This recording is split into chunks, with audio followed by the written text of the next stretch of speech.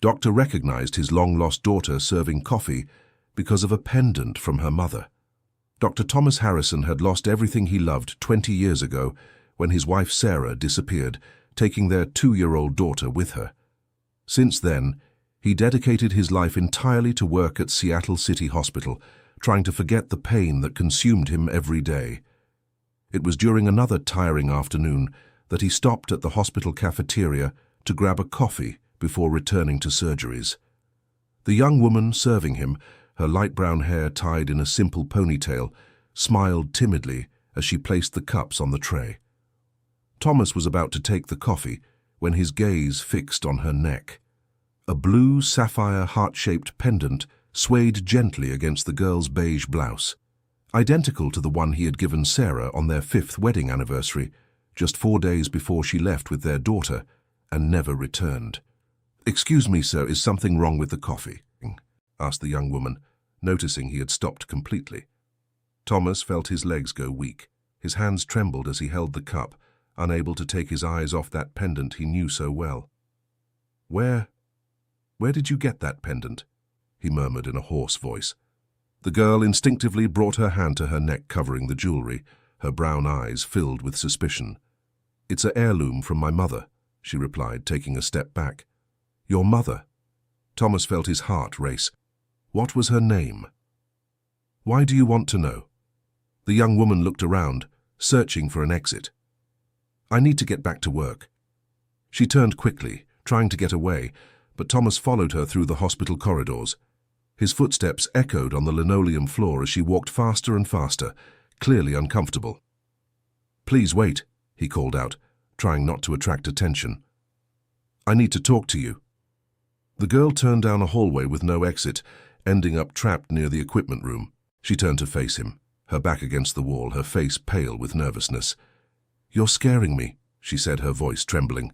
"I'll call security." "No, please." Thomas raised his hands in a gesture of peace. "I just want to know about the pendant. It's very important to me." She studied him for a long moment, noticing the genuine anguish in his eyes. "My name is Emily," she said finally. "Emily Miller. The woman who raised me, Mrs. Martha, told me it was from my biological mother." "Your biological mother?" Thomas approached slowly. "Were you adopted?" Emily nodded hesitantly. "At 2 years old. Mrs. Martha never wanted to talk much about it. She just said my mother couldn't take care of me." Thomas's legs almost gave way. His daughter had disappeared exactly at the age of 2. "When were you born?" he asked, barely able to form the words. "March 15th, 2004, she replied, still suspicious. "Why does that matter?" Thomas had to lean against the wall. It was his daughter Lily's birth date, the name Sarah had chosen. Dear listener, if you're enjoying the story, feel free to leave a like, and especially subscribe to the channel. It really helps us who are just starting out. Now continuing, "Are you sure about that date?" Thomas insisted, his voice almost a whisper. "Of course I'm sure," Emily answered, annoyed. "It's my birthday." Thomas closed his eyes, feeling the world spin around him. 20 years of searching, and his daughter was right there, just a few feet away, serving coffee in the hospital where he worked. "Your biological father, do you know anything about him?" he asked, trying to stay calm. "Mrs. Martha said he was a doctor," Emily murmured, looking at his white coat. "But I never knew his name." It was as if lightning had struck Thomas. He extended his trembling hand toward her. "Emily, I think I'm your father." She pressed herself even further against the wall, her eyes wide. "This is crazy," she said, shaking her head. "You're delirious." "Your mother's name was Sarah," Thomas said desperately. "Sarah Harrison. She had brown hair like yours, eyes the same color. We got married in 1999. You were born in 2004. That pendant, I gave it to her on our 5th wedding anniversary." Emily brought her hand to her chest, breathing heavily. "No, it can't be true," she murmured. "Sarah disappeared on March 19th, 2006, taking you with her," Thomas continued. "I searched for you for years. I never stopped searching." "But why would she leave?" Emily asked, tears starting to form in her eyes.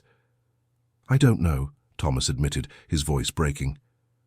To this day, I don't know. She left no explanation, said nothing. She simply vanished. Emily slid down the wall until she sat on the floor, hugging her knees. The pendant swayed as she trembled. Mrs. Martha always acted strange whenever I asked about my origins, she murmured. She said it was better not to dig up the past. Where is she now? Thomas crouched down beside her. I need to talk to her. At home. Emily looked at him with red eyes. She doesn't work anymore. She's 70 now. Thomas reached out his hand again, this time more slowly. Can you take me to her, please? I need to understand what happened. Emily looked at his hand for a long moment before taking it. When he helped her up, she seemed even more fragile. My shift ends in an hour, she said. If you are my father, then I need answers too. The rest of Emily's shift passed in slow motion.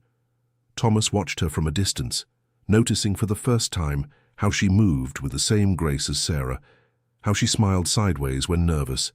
Every gesture brought back memories he had tried to bury.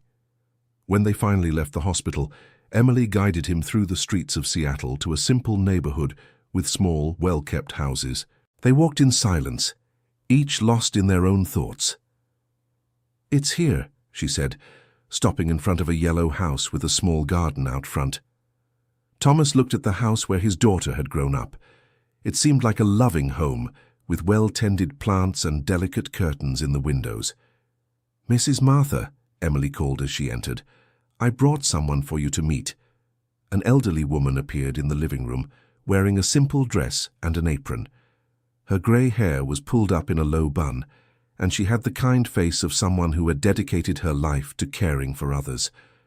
When she saw Thomas, however, she turned completely pale. My God, she murmured, leaning against the doorframe. It can't be. Do you know me? Thomas asked, confirming his suspicions. Mrs. Martha looked between him and Emily several times before taking a deep breath. Emily, dear, sit down, she said, her voice heavy. It's time for you to know the truth. They settled into the small but cozy living room. Thomas looked at the photos of Emily growing up scattered around the house, feeling a mix of gratitude and pain at seeing that she had been loved. I worked as a nurse at St. Jude's Hospital, Mrs. Martha began, her hands trembling slightly. I met your mother, Sarah, when she was undergoing psychological counseling there. Psychological counseling? Thomas leaned forward. Sarah never told me she was in therapy.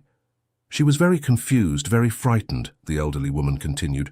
She said she had discovered something terrible about her husband's family, something that could destroy you all. Emily gripped the pendant tightly. What kind of terrible thing? She asked.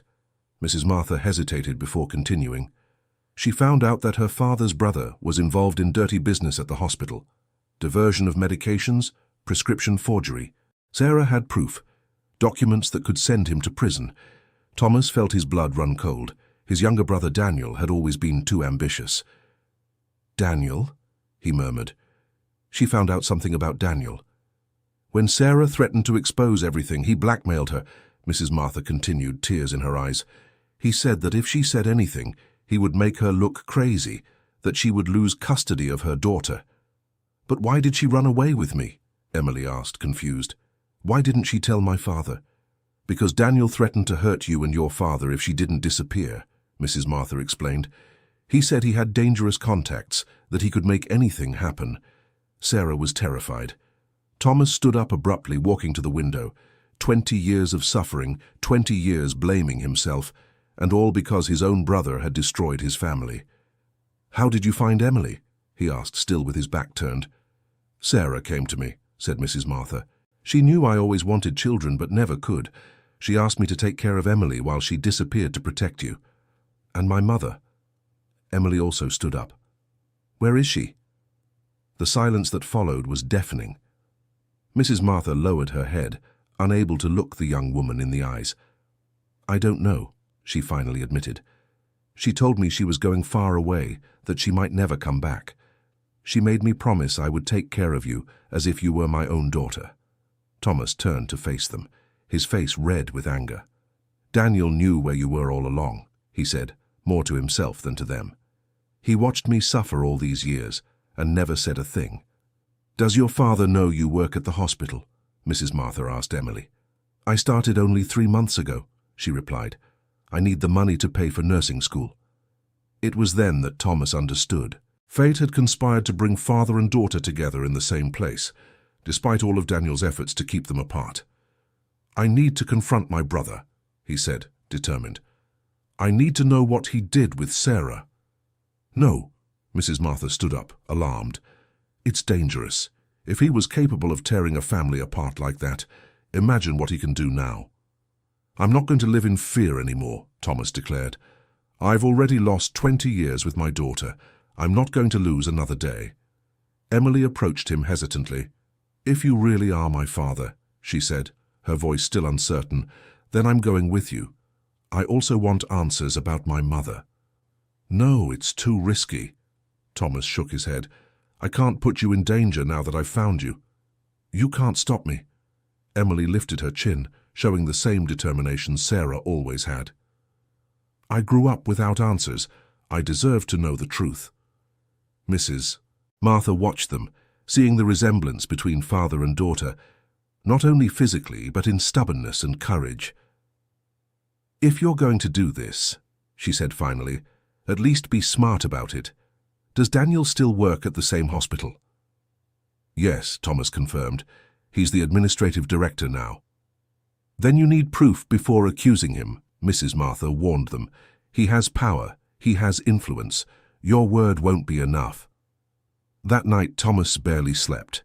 The house that had seemed empty for 20 years now seemed even quieter, knowing that his daughter was just a few miles away, sleeping in another home.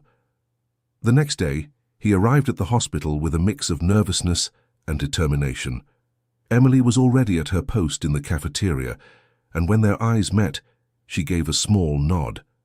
During the lunch break, they met in an empty room. I thought all night, said Emily. I remembered some strange things Mrs. Martha used to do when I was little. What kind of things? Thomas asked. She always checked that the doors were locked several times before going to bed. When someone knocked on the door, she would look through the window first, and sometimes pretend she wasn't home. I thought she was just paranoid. She was protecting you, Thomas realized. Daniel probably kept in touch with her somehow. There's more, Emily continued. When I turned 18 and wanted to look for my biological family, she got desperate. She cried, begged me not to dig into the past, said it could be dangerous. Thomas clenched his fists. His daughter had grown up in constant fear because of his brother. We need to be smart, he said. Daniel can't know we've met. I've already thought about that. Emily smiled for the first time since they'd met. I can keep working here normally. No one will suspect a thing. And I'll start looking into the old records, Thomas finished. If Sarah had evidence against Daniel, maybe there are still copies somewhere. Dear listener, if you're enjoying the story, go ahead and leave a like and especially subscribe to the channel. It really helps us who are just starting out. Now, continuing. In the following days, Thomas began a discreet investigation. Taking advantage of his position as a senior doctor, he gained access to the hospital's old archives. What he found left him shocked. Daniel had indeed embezzled thousands of dollars in medication over the years. There were records of fake prescriptions, of drugs that left the inventory but never reached patients, a whole sophisticated scheme that enriched his brother at the expense of sick people. Even more disturbing, Thomas found records that Sarah had filed several anonymous complaints about irregularities, all of them archived without investigation. Daniel had managed to cover everything up. I found something, he told Emily during another secret meeting. Is your foster brother still here? Daniel is at the hospital today, Emily confirmed. Why? We need to get into his office. If there's still evidence, it must be there. Emily looked nervous. How are we going to do that? He always locks the room. I have a master key. Thomas showed the key. Perks of being a senior doctor. That night, after most of the staff had left, father and daughter met in the hallway near Daniel's office. The hospital was quiet, with only a few security guards making rounds. Are you sure about this? Emily whispered. It's our only chance to find the truth about your mother, Thomas replied, inserting the key into the lock. Daniel's office was spacious and well decorated, with diplomas and certificates covering the walls. A large mahogany desk dominated the center of the room, surrounded by shelves full of folders and documents. "Where do we start?" Emily asked. "Look for anything from 2006, Thomas instructed, heading toward a filing cabinet behind the desk. Especially March 2006. They searched in silence for nearly an hour, finding only routine administrative documents. Thomas was beginning to lose hope when Emily called his attention. "I found something," she said, holding a folder marked Personal Matters, Confidential. Thomas approached, and together they opened the folder. Inside were photographs of Sarah and Emily, taken secretly over the years. Photos of Emily as a child, playing in Mrs. Martha's backyard. Photos of her walking to school. More recent ones of her working at the hospital cafeteria. "He was watching me," Emily murmured, horrified. "All these years." There were also documents showing regular payments to Mrs. Martha, disguised as care assistance. Daniel was paying to keep Emily hidden. At the bottom of the folder, they found something even more shocking. A handwritten letter from Sarah. That's her handwriting. Thomas recognized immediately, his hands trembling as he held the paper. The letter was addressed to Daniel and dated a week after Sarah's disappearance. "Daniel, I'm keeping our agreement. I left Emily with someone I trust and disappeared as you demanded. But I want you to know that I will find a way to expose your crimes and return to my family. You may have silenced me for now, but the truth always comes to light." Sarah. "She didn't give up," Emily whispered, tears streaming down her face. "My mother didn't give up on us." "Then where is she?" Thomas asked, desperate. "If she wanted to come back, why did she never return?" It was then that they heard footsteps in the hallway. Thomas quickly put the letter in his pocket and signaled Emily to be quiet. "Someone's coming," he whispered, turning off the office light. They hid behind the desk as the door opened. Daniel entered, turning on the light and heading straight for the file they had rummaged through. "I knew it," he muttered to himself, noticing that some documents were out of place. Someone was here. Thomas and Emily stayed still, barely daring to breathe. Daniel opened some drawers, checking if anything had been taken. Then he saw the Personal Affairs folder slightly open. His face twisted in anger. "Damn it!" he cursed, picking up the phone on the desk. "Hello, it's Daniel. We have a problem. Someone found out about the girl." Thomas felt his blood run cold. Daniel was still in touch with other people involved in the scheme. "No, she doesn't know anything yet," Daniel continued on the phone. "But someone is investigating. They need to be silenced before they get to the woman." "The woman?" The voice on the other end of the line was audible. "Sarah," Daniel confirmed. "If they find out where she is, the whole scheme unravels." Emily almost screamed in surprise. Her mother was alive. Thomas had to hold her hand to keep her quiet. "Where is she?" the voice on the phone asked. "Same place as always," Daniel replied impatiently. "At the clinic. She can't leave there, you know that." Thomas closed his eyes, finally understanding what had happened. Daniel hadn't killed Sarah. He had her locked up somewhere, probably a psychiatric clinic, forcing her to stay silent. "Increase security," Daniel ordered, "and find out who was in my office. We can't take any risks now." After Daniel hung up and left the office, father and daughter remained hidden for a few more minutes before daring to move. "She's alive," Emily whispered, emotional. "My mother is alive." "But where?" Thomas wondered. What clinic did he mean? "We need to find out," Emily said, determined. "We have to save her." "It won't be easy," Thomas warned her. "If Daniel has kept her locked up for 20 years, he must have very elaborate schemes for it." "I don't care," Emily replied. "She sacrificed her freedom to protect us. Now it's our turn to protect her." In the weeks that followed, Thomas and Emily worked together to discreetly investigate all the psychiatric clinics in the region. Daniel had been smart. There were several options, and they couldn't simply visit all of them without raising suspicion. "It has to be somewhere where Daniel has influence," Thomas reasoned. "He would need to ensure Sarah stayed there against her will." "And what kind of place would that be?" Emily asked. "A private clinic, expensive, where he can pay to keep secrets," Thomas concluded. probably outside the city, far from anywhere someone might recognize her. They began researching psychiatric clinics within a 200-mile radius of Seattle. The task was disheartening. There were dozens of options. It was Mrs. Martha who provided the crucial lead. "I remembered something," she said during an evening visit to her home. "In the first few years after Sarah disappeared, Daniel would sometimes call me asking how Emily was doing. One time he was driving and said he was coming back from Aspen." "Aspen," Thomas repeated. "It's far enough, and there are several private clinics there." "And there's more," Mrs. Martha continued. "He always called on weekends, like he was visiting someone regularly." Thomas felt a mix of anger and relief. Anger at knowing Daniel visited Sarah while making Thomas believe she was dead. Relief because it meant she was definitely alive. "We're going to Aspen," Emily decided, "even if we have to visit every clinic there." "We can't go together," Thomas warned her. "If Daniel finds out we're investigating, he might move Sarah somewhere else." "Then I'll go alone," Emily declared. "I can pretend I'm looking for a clinic for an elderly relative." "It's too dangerous," Thomas protested. "Less dangerous than you going," she argued. "Daniel might have contacts at the clinics. If he finds out you're looking, he'll get suspicious immediately." Reluctantly, Thomas agreed. Emily asked for time off from the hospital, citing personal issues, and left for Aspen the following weekend. She visited 5 clinics on the first day, with no luck. All were legitimate, with normal visitation hours, and patients who were clearly there by choice or with their families.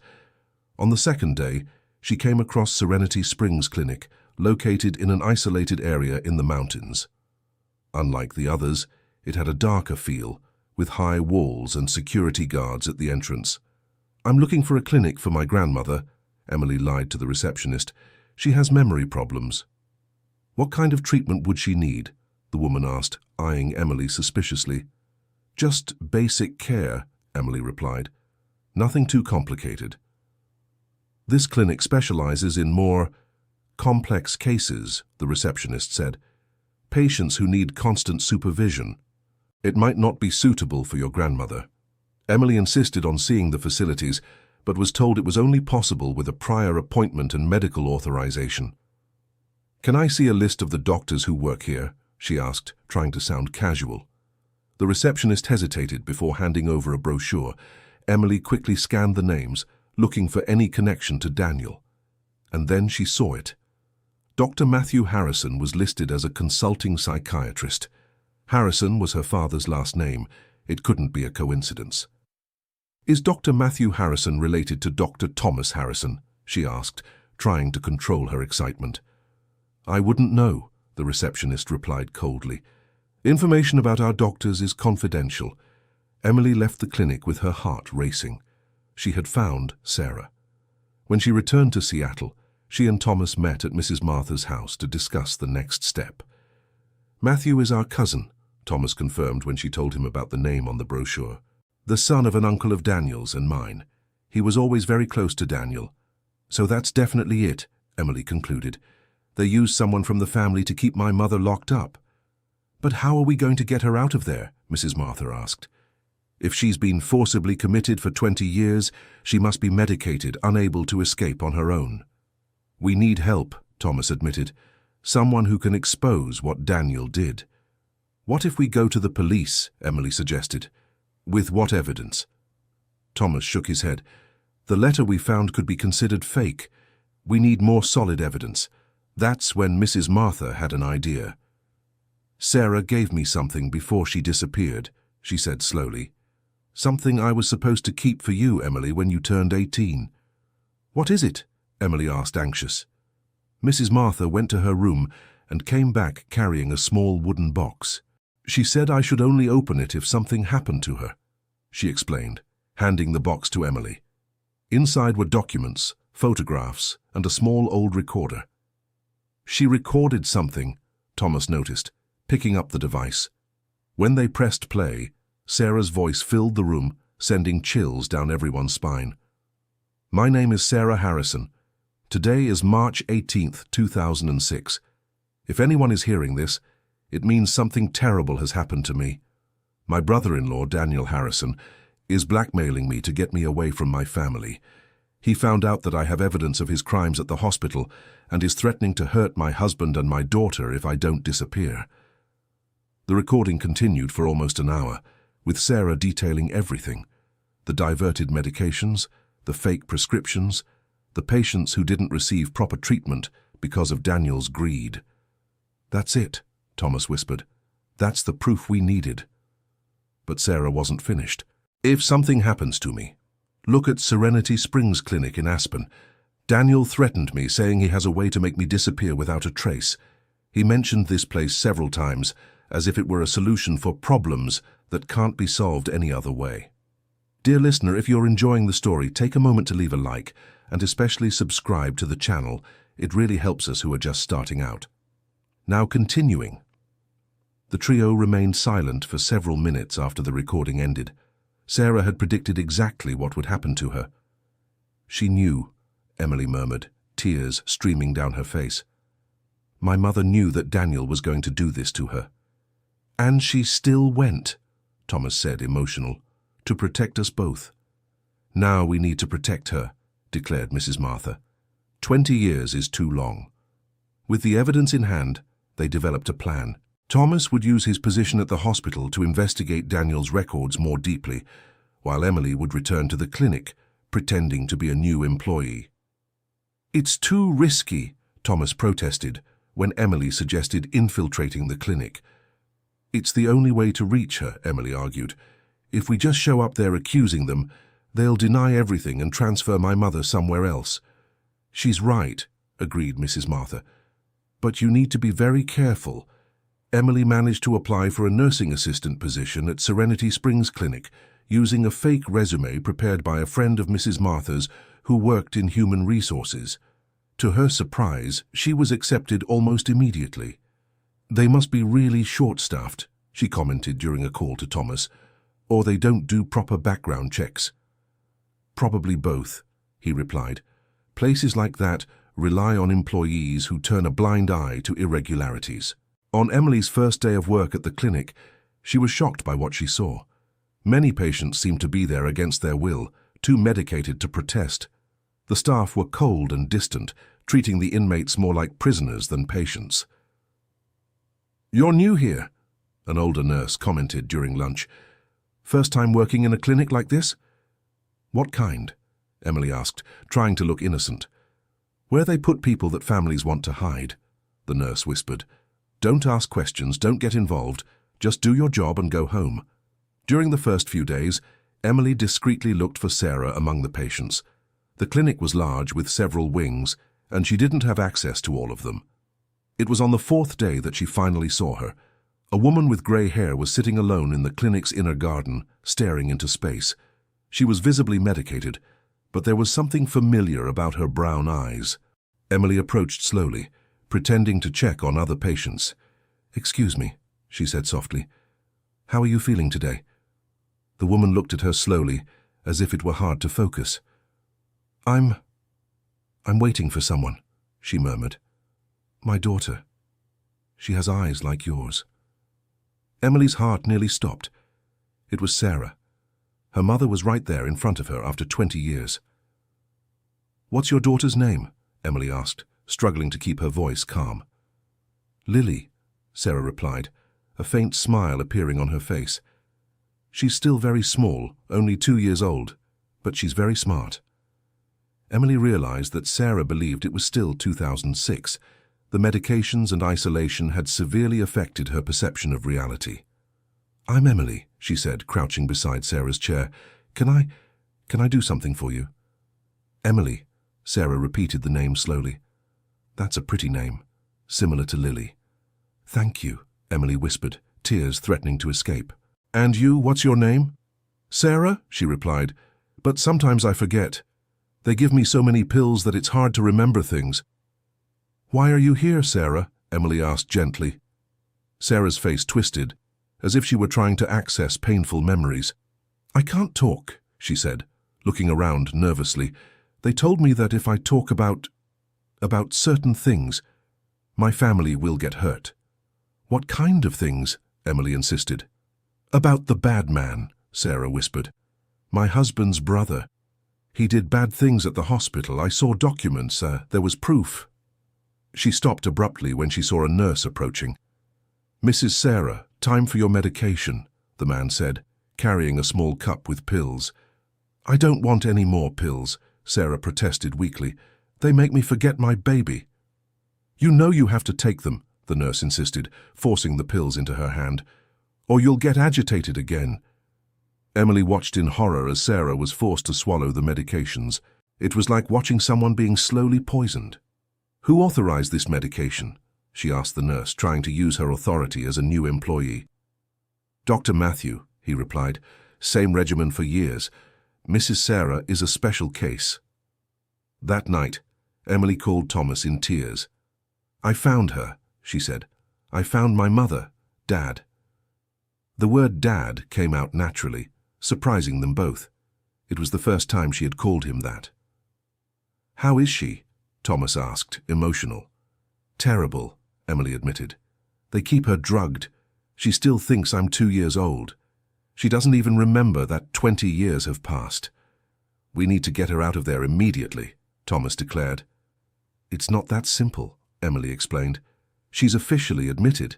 It would be kidnapping if we just took her away." "Then we'll expose the truth," Thomas decided.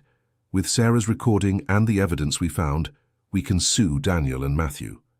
"And if it's not enough?" Emily asked. "Emily, what if they managed to cover everything up like they did before?"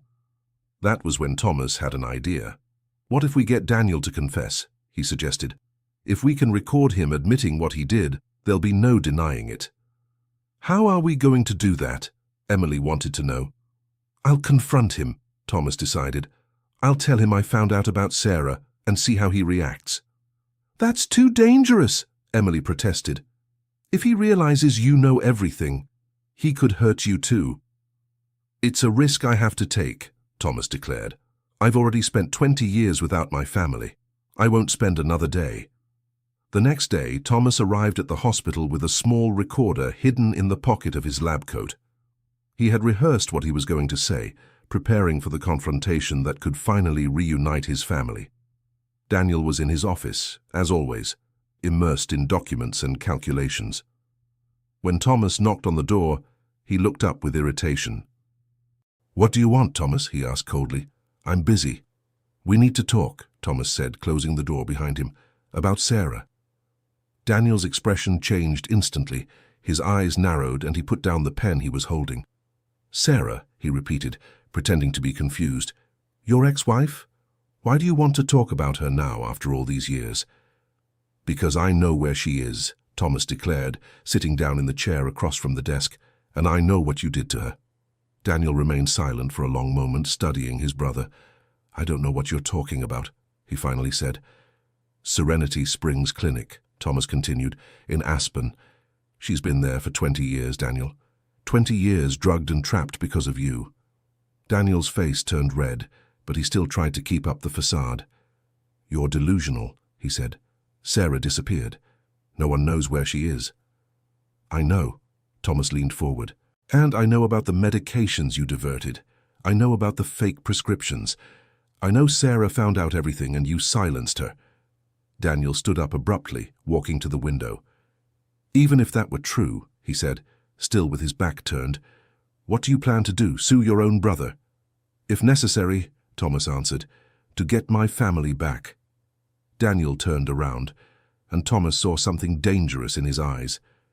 "Your family?" he laughed bitterly. "You don't have a family, Thomas. Sarah chose me. She preferred to disappear than to stay with you." "She didn't choose," Thomas replied. "You forced her. You blackmailed her."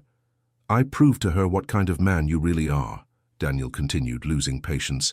"Weak, passive. She realized she had married the wrong brother." "That's not what happened." Thomas also stood up. "You threatened her. You said you would hurt our daughter if she didn't leave." "Our daughter?" Daniel laughed again. "What daughter, Thomas? You don't even know where Lily is." The confession had begun. Daniel was admitting he knew about Lily. "I do know," Thomas lied. "Just like I know about Sarah." "Impossible." Daniel shook his head. "They're well protected. Lily doesn't even know you exist." "I've been seeing her almost every day," Thomas bluffed. At the hospital, she works here. Daniel's face went pale. That's impossible, he murmured. She didn't know. She found out everything, Thomas went on. About how you tore our family apart. About how you kept Sarah locked up to protect your dirty schemes. Daniel walked back to his desk, clearly shaken. You don't understand, he said, his voice trembling slightly. I did this to protect our family. If Sarah had spoken up, we all would have been destroyed. Our family was destroyed anyway, Thomas replied. Because of you. I built an empire at this hospital, Daniel continued, as if justifying himself. Money that benefited all of us. Sarah was too naive to understand. Money stolen from sick people, Thomas confronted him. Medications that never reached those who needed them. Some sacrifices are necessary for the greater good, Daniel said coldly. And Sarah was one of those sacrifices? Thomas asked. My daughter? Daniel sat down heavily in his chair. Sarah was becoming dangerous, he finally admitted. She had evidence. She wanted to go to the police. I tried to convince her to keep quiet, but she was too stubborn. So you forced her to abandon our family, Thomas finished. I saved her, Daniel exploded. If she had spoken up, we all would have gone to jail, including you, as an accomplice. I was never an accomplice to anything, Thomas protested. You signed requisitions I prepared. Daniel smiled maliciously. Your signature is on dozens of incriminating documents. Sarah knew that. It hit like a punch to the gut. Thomas realized he'd been used by his own brother, turned into an unwilling accomplice. That's why she didn't tell me, he murmured. She thought I was involved. Exactly, Daniel confirmed. That's why it was so easy to convince her to disappear. She believed she was protecting you too. But why keep her locked up? Thomas asked. Why not really let her go? Because she knew too much, Daniel explained, and because I needed to make sure Lily grew up far away from you, an extra layer of security. You destroyed 3 lives to protect your crimes, Thomas accused. I built a legacy, Daniel retorted. This hospital thrives because of what I did. Hundreds of jobs exist because of my sacrifices. Sacrifices? Thomas stood up indignant. You call destroying a family a sacrifice? I call it pragmatism, Daniel replied coldly. Something you never had. The conversation was interrupted when the office door opened. Emily entered, having heard raised voices through the wall.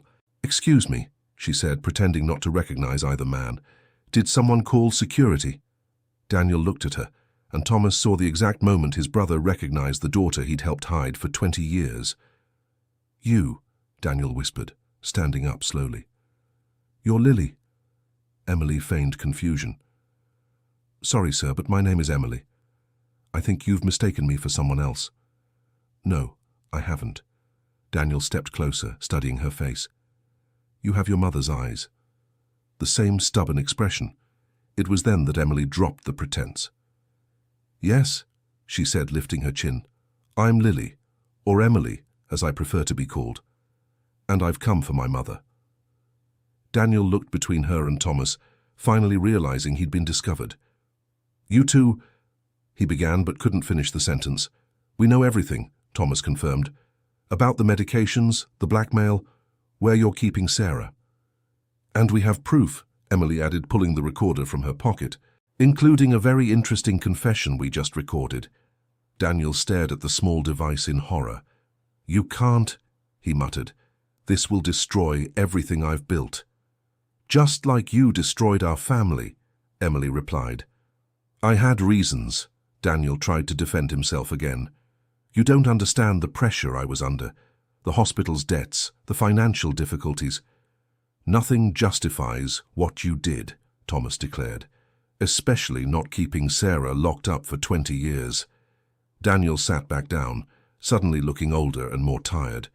What do you want? He finally asked. We want Sarah back, Emily replied immediately. We want her transferred to a real hospital where she can get proper treatment.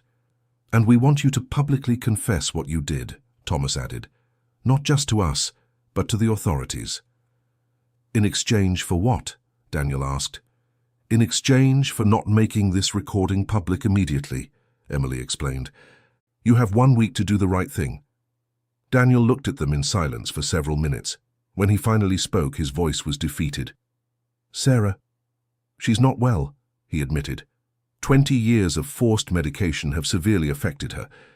She may never fully recover. "That's our problem," Thomas said firmly. "Our family. Our responsibility." "What if she can't adjust to normal life?" Daniel asked. "If she's too traumatized, then we'll care for her with love and patience," Emily replied, "something she hasn't had in the last 20 years. Daniel nodded slowly, seeming to accept his defeat. "I'll arrange her transfer," he said, "but I need a few days to prepare everything. I can't just take her out of there without proper documentation." 3 days, Thomas negotiated. "No more than that. And no warning Matthew or anyone else involved," Emily added. "If Sarah disappears or gets transferred somewhere else, that recording goes straight to the press." Daniel reluctantly agreed, and father and daughter left the office feeling that they were finally close to reuniting their family. Over the next 3 days, Emily continued working at the clinic, watching over Sarah and making sure nothing changed in her routine. She spent hours talking to her mother, trying to establish a connection without revealing her true identity. "You remind me of someone," Sarah said during one of those conversations. "I can't remember who, but there's something familiar about you." "Maybe we're kindred spirits," Emily suggested softly. "Sometimes we meet people who feel familiar even when we first meet them." Sarah smiled, one of the few genuine smiles Emily had seen on her lips. "You're very sweet," she said. "My daughter. If she were here, I think she would be like you." "Tell me about your daughter," Emily asked, wanting to hear her mother's perspective. "Lily," Sarah whispered, her eyes filling with tears. "She was so tiny, but she already showed so much personality. I used to sing to her every night before bed." "What song did you sing?" Emily asked. Sarah began humming a soft melody, a lullaby that made Emily's heart race. It was the same song Mrs. Martha used to sing to her when she was a child, saying she had learned it from her biological mother. In that moment, Emily knew with absolute certainty that Sarah would recognize her when she was healed. A mother's love remained, even after decades of forced separation. On the 3rd day, as promised, Daniel showed up at the clinic with transfer documents. Sarah would be taken to a hospital in Seattle, where Thomas could personally oversee her treatment. "She'll be confused at first," warned Dr. Matthew, who finally appeared to supervise the transfer. "Sudden changes can be traumatic for long-term patients." "We'll take care of her," Thomas assured him, watching as Sarah was prepared for the trip. When it was time to leave, Sarah looked around the clinic with a mix of fear and hope. "Where am I going?" she asked, holding Emily's hand. "Home," Emily replied, fighting back tears. "You're going home, Mom." Sarah looked at her with confusion, but didn't let go of her hand during the entire trip back to Seattle. Marina's recovery process was slow and painful. Gradually reducing her medication brought back traumatic memories, but also moments of clarity where she recognized Thomas and remembered fragments of her former life. "Where is Lily?" was one of the first coherent questions she asked a week after the transfer. "She's here," Thomas answered gently, taking Emily's hand. "She grew up, Sarah. Our little Lily has become an incredible young woman." Sarah looked at Emily with eyes that were beginning to focus, really seeing her for the first time in decades. "My baby," she whispered, reaching out a trembling hand to touch her daughter's face. "My Lily has grown." "Now I'm Emily," she said softly, "but I'm still your daughter." The reunion between mother and daughter was both emotional and devastating. Sarah cried for hours, begging forgiveness for having abandoned her, while Emily reassured her, saying she had made the right choice to protect them. "I tried to come back," Sarah confessed during one of her therapy sessions with Thomas present. "In the early years, I kept trying to escape, but they always found me and increased the medication. You don't need to think about that now," Thomas comforted her. "The important thing is that we're together again." "Daniel?" Sarah asked hesitantly. "What happened to him?" "He confessed everything," Emily informed her. "He's facing the consequences of his actions. In truth, Daniel had fulfilled his part of the agreement. He publicly confessed his crimes, leading to investigations that uncovered decades of corruption at the hospital. Several other employees were implicated, and major reforms were implemented. The scandal shook the local medical community, but also brought justice to families who had been harmed by Daniel's schemes. "He destroyed so many lives," Sarah remarked when she learned the full extent of her brother-in-law's crimes. "Not just ours. But it's over now," Thomas assured her, "and we're together again." Sarah's recovery was remarkable. With proper care and her family's love, she gradually regained most of her cognitive abilities. There were gaps in her memory, especially from the years at the clinic, but her core personality remained intact. 20 years, she said one day, looking out the hospital window. "I lost 20 years of Lily's life. But we have the rest of our lives ahead of us," Emily replied, sitting beside her, "and I have so much to tell you about who I've become." Mrs. Martha visited regularly, and Sarah expressed deep gratitude to the woman who had raised her daughter with so much love. "You gave her everything I couldn't," Sarah said, hugging the elderly woman. "I have no words to thank you." "She was a blessing in my life," Mrs. Martha replied, "but I always knew this day would come." 3 months after the family's reunion, Sarah was discharged from the hospital. She went to live with Thomas and Emily in a house they had bought together, symbolizing their fresh start as a family. "It's strange," Sarah admitted one evening, as the three of them had dinner together. 20 years have passed, but sometimes I feel like it was yesterday that everything happened." "What matters is the present," Emily said, taking her mother's hand, "and the future we can build together." Thomas watched his wife and daughter, finally reunited, and felt a peace he hadn't experienced in 2 decades. His family had been broken by greed and lies, but had rebuilt itself through love and determination. "There's one thing I need to do," Sarah announced a few weeks later. "I need to visit my parents' grave. I want to tell them I found my family again." At the cemetery, Sarah knelt before her parents' tombstones, with Thomas and Emily by her side. "Mom, Dad," she whispered, "I couldn't protect Lily the way you taught me, but she grew up strong and brave anyway, and now we're together again." Emily knelt beside her mother, placing flowers on the graves of the grandparents she had never met. "Thank you for raising such a brave mother," she said softly. "Even when she couldn't be with me, she protected me through her choices." On the way back home, they stopped at the old house where Thomas and Sarah had lived as a young married couple. The new family living there allowed them to visit the backyard where Emily had taken her first steps. "You used to play under that tree," Sarah said, pointing to a jasmine vine that had grown a lot over the past 20 years. "You always tried to grab the flowers." Emily approached the tree, touching its rough bark.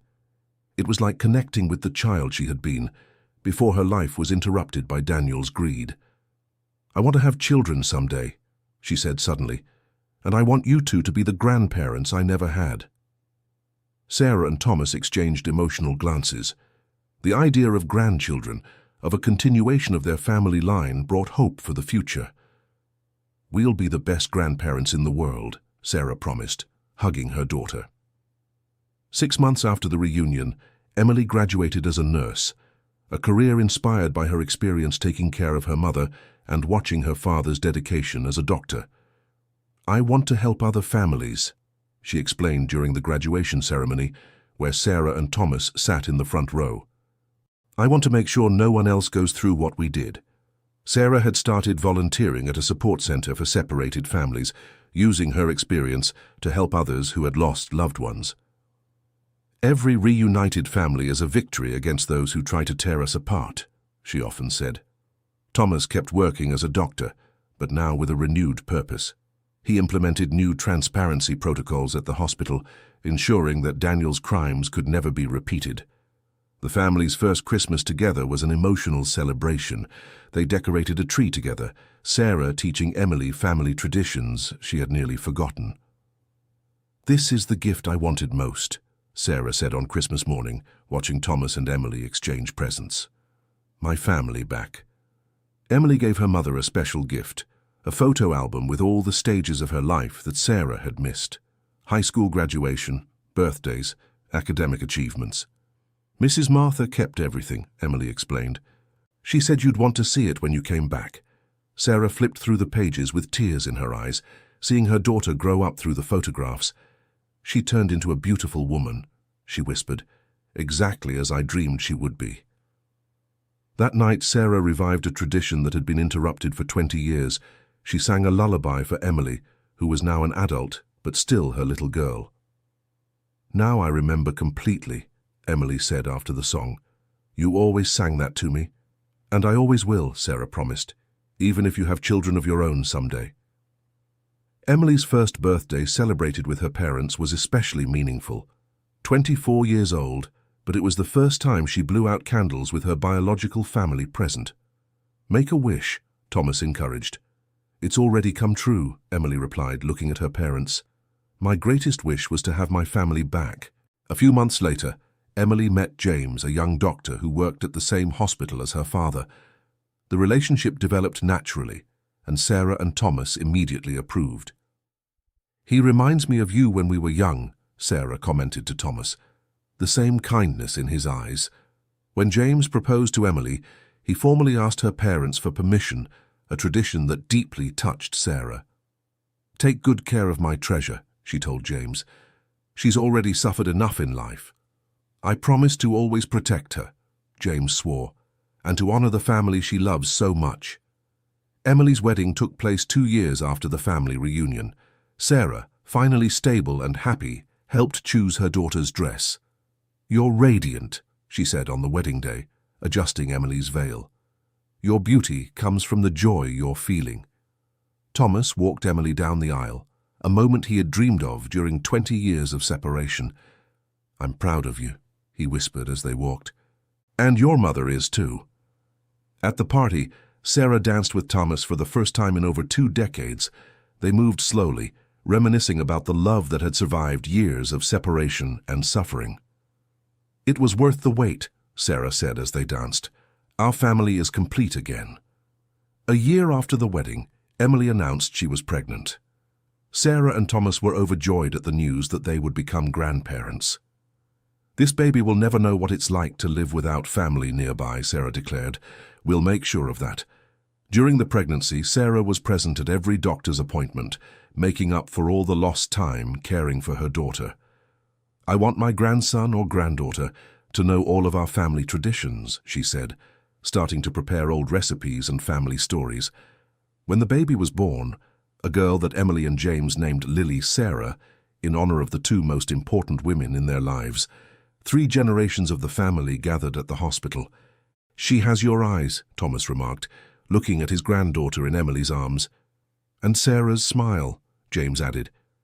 Sarah held her granddaughter for the first time, with tears of happiness streaming down her face. "Welcome to the family, little Lily," she whispered. "You have an incredible story to learn when you grow up." In the following months, Sarah devoted herself to being the grandmother she herself had lost far too early. She sang the same lullabies to Lily that she had sung to Emily, creating a bridge between generations. "She recognizes your voice," Emily observed, watching how the baby calmed down when Sarah sang. "Love passes from generation to generation," Sarah explained, "even when there are interruptions along the way." Thomas became the most devoted grandfather, taking Lily for walks through the hospital and showing her where her grandfather worked. "One day she might be a doctor too," he joked, "or whatever she wants to be." Mrs. Martha, now in her 70s, also became an honorary grandmother to Lily. The child grew up surrounded by love, an extended family that included all those who had helped keep her safe over the years. "3 grandmothers," Sarah commented one day, watching Mrs. Martha play with Lily. "She's a lucky girl." On Lily's 2nd birthday, the family organized a party in the garden of the house. 3 generations gathered to celebrate not only the child's birthday, but also the continuity of a family that had survived 2 decades of separation. "To our family," Thomas toasted, "which was broken but never destroyed, and is now stronger than ever." "To love that withstands time and distance," Sarah added, "and to the coming generations who will grow up knowing they are unconditionally loved," Emily finished. As Lily played in the yard, surrounded by parents, grandparents, and great-grandmother Martha, Sarah reflected on the journey that had brought them there. 20 years of forced separation, of medication and isolation, had been erased by the reuniting of her family. Love had triumphed over greed, truth had overcome lies, and the family had proven stronger than any force that tried to tear it apart. "You saved our family," Thomas said to Emily that night, after all the guests had gone. "We saved each other," she corrected, "as real families always do." Sarah, finally at peace, watched her daughter and granddaughter sleeping together on the couch and knew that all the sacrifices she had made were worth it. Her family was together, safe, and surrounded by love. The blue sapphire pendant that had started the whole discovery now passed to a new generation. Emily placed it around Lily's neck, ensuring that her family's story of resilience and love would continue to be told. "This pendant carries our story," she explained to her daughter, even knowing that Lily was still too young to understand. "One day you will understand what it represents. The Harrison family had survived the worst that life had offered and emerged even more united. They had proven that true love cannot be destroyed by time, distance, or cruelty, and that a determined family can overcome any obstacle." End of story. Now tell us what you thought of this emotional story about a family that found the strength to reunite after 20 years of separation. Do you believe that family love can truly overcome any obstacle? Leave your comment sharing your sincere opinion about this journey of pain, hope, and reunion. Don't forget to leave your like and, most importantly, subscribe to the channel so you don't miss other touching stories like this one.